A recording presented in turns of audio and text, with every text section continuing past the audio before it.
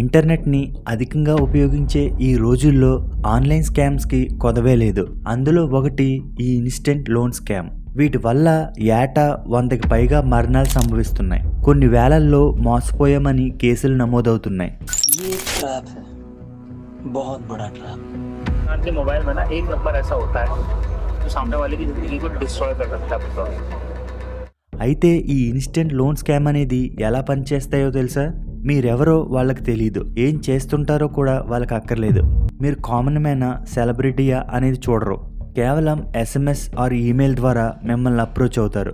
వాళ్ళు కన్వే చేసే మెసేజ్లో ఎలాంటి పేపర్ వర్క్ లేకుండా ఇన్స్టెంట్ లోన్ కావాలా అని ఉంటుంది. మెసేజ్ క్రింద యాప్కి సంబంధించిన లింక్ కూడా ఇస్తారు. అప్పుడున్న మీ ఫైనాన్షియల్ పరిస్థితి బాగోలేక ఆ లింక్పై క్లిక్ చేశారో అంతే, వాళ్ళు వేసే ట్రాప్లో మీరు ఇరుక్కున్నట్టే. అప్పుడు దాకా మీకు సంబంధించిన డేటా ఏమీ వాళ్ళ దగ్గర ఉండదు, ఒక్క మొబైల్ నెంబర్ తప్ప. అందుకే మీ మొబైల్ నెంబర్ని అవసరం ఉన్న చోట తప్ప మరెక్కడ ఇవ్వద్దు. లింక్ మీద క్లిక్ చేసిన వెంటనే యాప్ డౌన్లోడ్ అవుతుంది. టర్మ్స్ అండ్ కండిషన్స్ యాక్సెప్ట్ చేయగానే మీ అకౌంట్లో ఇన్స్టెంట్గా అమౌంట్ క్రెడిట్ అవుతుంది. అంతే, మీకే తెలియకుండా ఇప్పుడు మీరు ఒక ట్రాప్ అండ్ స్కామ్లో ఇరుక్కున్నారు. మీకు సంబంధించిన డేటా మొత్తం వాళ్ళ దగ్గరికి వెళ్ళిపోతుంది.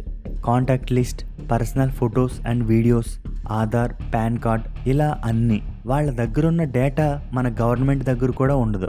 మంత్లీ డ్యూ అమౌంట్ కట్టినా కట్టకపోయినా వాళ్ళు మనపై వేసే ఇంట్రెస్ట్ రేట్ చాలా దారుణంగా ఉంటాయి. ఒక్కొక్కసారి వాళ్ళు మీకు ఇచ్చే ప్రిన్సిపల్ అమౌంట్పై 100% ఇంట్రెస్ట్ కూడా తీసుకుంటారు.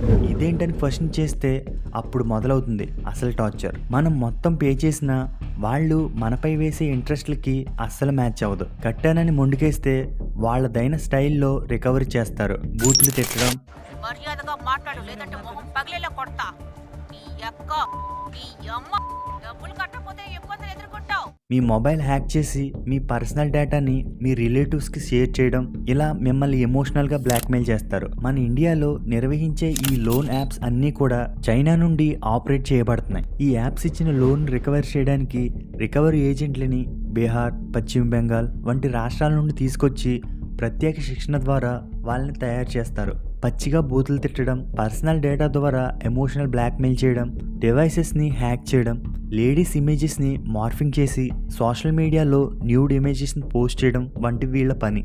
వీళ్ళు అసలు లీగల్గానే ప్రొసీడ్ అవ్వరు. లీగల్ నోటీసులు పంపడం, కోర్టుని ఆశ్రయించడం ఇవేమీ చేయరు. ఎందుకంటే వీళ్ళు చేసేది ఇల్లీగల్ అని వాళ్ళకి కూడా తెలుసు. మన ఇండియాలో ప్రాణం కన్నా పరువుకి ఎక్కువ ఇంపార్టెన్స్ ఇస్తారు. కాబట్టి వాళ్ళు కూడా దాని మీదే ఫోకస్ చేస్తారు. ఈ విధంగా ఫేక్ లోన్ యాప్స్ బారిన పడి ఏటా 120 మంది దాకా ప్రాణాలు విడుస్తున్నారు.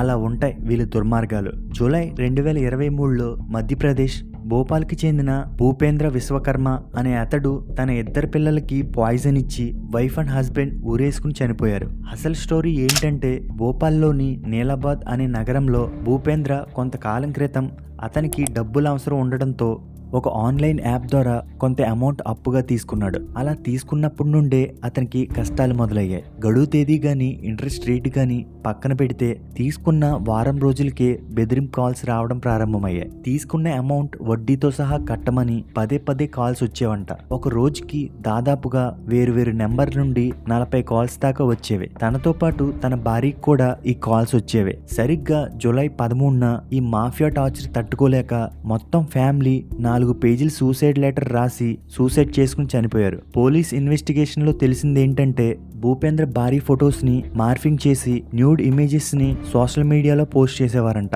దాంతో మనస్తాపానికి గురైన వాళ్ళు ఆత్మహత్య చేసుకుని చనిపోయారు. అయితే ఈ ఫేక్ యాప్స్ చేసే మోసాల నుండి మనల్ని మనం ఏ విధంగా రక్షించుకోవాలో ఇప్పుడు చూద్దాం. ముందుగా మీ కమ్యూనికేషన్ అన్నిటినీ ఆపేయండి. అప్పుడే ఈ స్కామర్స్ బారి నుండి మిమ్మల్ని మీరు రక్షించుకోవచ్చు. మీకొచ్చే కాల్స్ అండ్ టెక్స్ట్ మెసేజ్లకు లేదా ఈమెయిల్స్కు సమాధానం ఇవ్వడం ఆపండి. ఎందుకంటే మొత్తం కాన్వర్జేషన్ అంతా ఇక్కడి నుంచే స్టార్ట్ అవుతుంది. తర్వాత బెదిరింపులకు లొంగిపోయి వారు చేసిన ప్రతి డిమాండ్కి ఒప్పుకోవద్దు. ఎందుకంటే ఈ డిమాండ్స్లో హానెస్టీ అనేది ఉండదు. కొన్నిసార్లు వ్యక్తిగతంగా కూడా డిమాండ్ చేయొచ్చు. నెక్స్ట్, మీ డేటాను సేఫ్గా పెట్టుకోండి. పాస్వర్డ్స్ని మారుస్తూ ఉండండి. సెన్సిటివ్ యాప్స్ అంటే ఫేస్బుక్, ఇన్స్టాగ్రామ్ ఏదైనా బ్యాంక్స్కి సంబంధించినవి మీ మొబైల్లో చాలా సెక్యూర్గా ఉండవలసిన యాప్స్ కాబట్టి వీటికి తరచూ పాస్వర్డ్ మారుస్తూ ఉండండి. కొన్ని అనవసరమైన థర్డ్ పార్టీ యాప్స్కి మీ మొబైల్ సెట్టింగ్స్లో పర్మిషన్ రిమూవ్ చేయండి. లోన్ యాప్ ద్వారా మీరు ఎదుర్కొనే వేధింపుల్ని, సమస్యల్ని ముందుగా మీ కుటుంబ సభ్యులకి లేదా మీరు పనిచేసే ఆఫీస్ కొలీగ్స్కి చెప్పండి. దాని ద్వారా మీపై చులకన భావం లేకుండా మీపై కన్సర్న్ ఉంటుంది. 2. ప్రతి డాక్యుమెంట్ని రికార్డ్ చేసి పెట్టుకోండి. వీలైతే లోన్ యాప్ దగ్గర మీరు తీసుకున్న అమౌంట్, పే చేసిన రికార్డ్స్ అన్నిటినీ మీ దగ్గర సేఫ్గా పెట్టుకోండి. మిమ్మల్ని బెదిరింపులకు గురిచేసే ప్రతి దాన్ని, ఈమెయిల్స్, కాల్ లాగ్స్ అన్నిటినీ సేవ్ చేయండి. డేట్ అండ్ టైం, పర్టికులర్ టైంతో సహా. కుదిరితే మీకొచ్చే బెదిరింపు కాల్స్ని కూడా రికార్డ్ చేసి పెట్టుకోండి. ముఖ్యంగా అమ్మాయిలు, వీళ్ళకైతే న్యూడ్ ఇమేజెస్తో బెదిరింపులు కూడా వస్తాయి కాబట్టి. 3. Report to the authorities.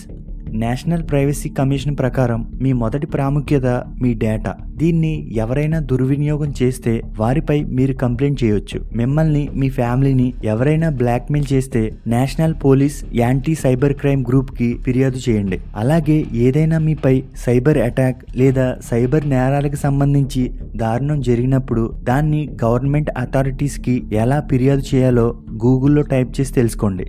ఫైనల్గా మీ ఫండమెంటల్ రైట్స్ గురించి సరిగ్గా తెలుసుకోండి. అందులో ఒకటి ఫెయిర్ డెట్ కలెక్షన్ యాక్ట్. దీని ప్రకారం ఎవరైనా సరే మీకు అప్పు ఇస్తే ఎప్పటికైనా లేదా అప్పు తీసుకున్న గడువు లోపల అప్పుని వడ్డీతో సహా రికవరీ చేసే రైట్స్ వాళ్ళకు ఉంటాయి. ఇందులో సందేహం లేదు. లేదంటే లీగల్గా ప్రొసీడ్ అయ్యే రైట్స్ కూడా వాళ్ళకు ఉంటాయి. అంతే తప్ప మిమ్మల్ని బ్యాడ్ వర్డ్స్తో తిట్టకూడదు. అలా గాని చేస్తే వాళ్ళు ఇచ్చిన అప్పు పక్కన పెడితే చట్టం దృష్టిలో వాళ్ళు నేరస్తులుగా పరిగణించబడతారు. డేటా ప్రైవసీ యాక్ట్ ప్రకారం మీరు తీసుకున్న రుణాన్ని రుణదాతలు బయటికి చెప్పకూడదు. అప్పు ఇచ్చిన వారిని తప్ప మరెవరిని అడగకూడదు, ఇంక్లూడింగ్ మీ ఫ్యామిలీనైనా సరే. కాబట్టి ఈ లెక్కను చూస్తే వాళ్ళు క్రైమ్ చేసినట్టే వస్తుంది. కాబట్టి పరువు పోతుందని భయపడకుండా ఇలాంటి బెదిరింపులు వచ్చినప్పుడు పోలీసులకు ఫిర్యాదు చేసి మిమ్మల్ని మీరు రక్షించుకోండి.